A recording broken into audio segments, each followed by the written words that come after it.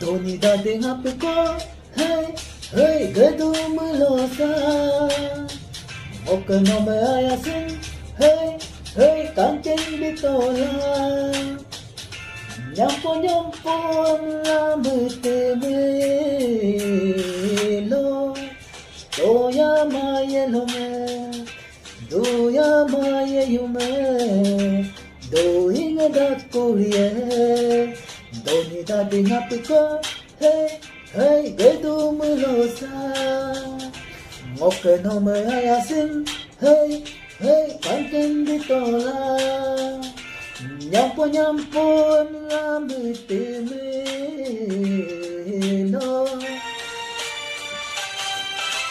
Toya maya lome, doya maya yume. Doing a duck courier.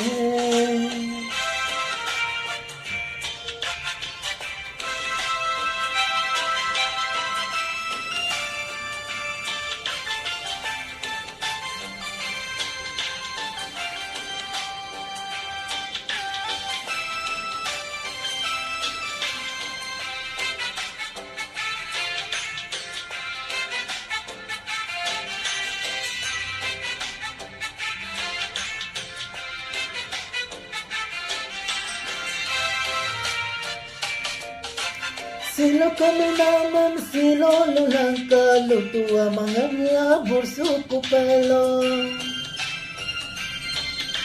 Nyampo kami naman, nyampo ilang kasisa nga pwesinyok supelo.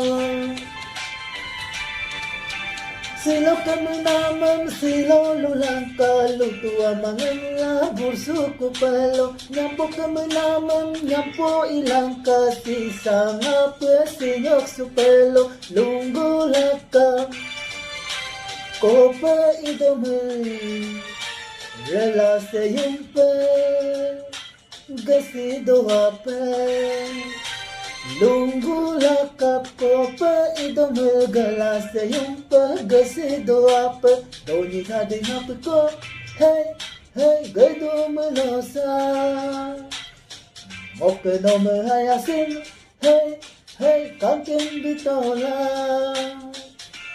Nyampo nyampo ang lamutemelo. Toya maya lome, doya maya yume. Doing a duck courier.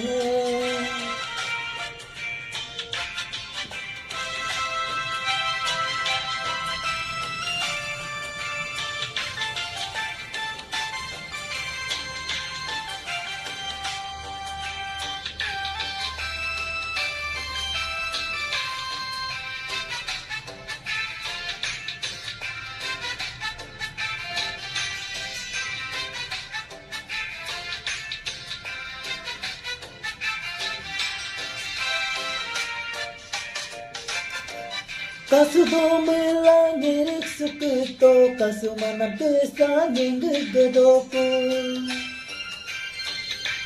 Medonayang lalu popokito, kasi kayo mapapikimodo. Kasi domelangirik sukito, kasumanang pesa ninggigedoko. Medonayang lalu popokito, kasi kayo mapapikimodo. Kasupito'y lete pako, tojor na dumudam, pedusu dola.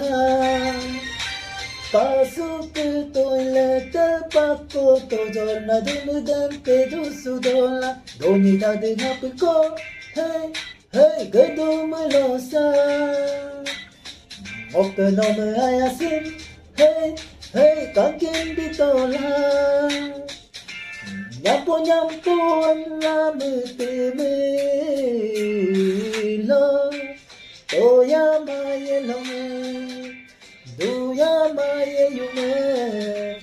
Doing a duck courier. Doni dating happy ko, hey, hey, gadum losa. Oka no me hayasin, hey, hey, kanting bitola. Nyampo nyampo angamutimi lo Toya maye longe Doya maye yume Doya dakuriye Toya maye longe Doya maye yume Doya dakuriye Toya maye longe Doya maye yume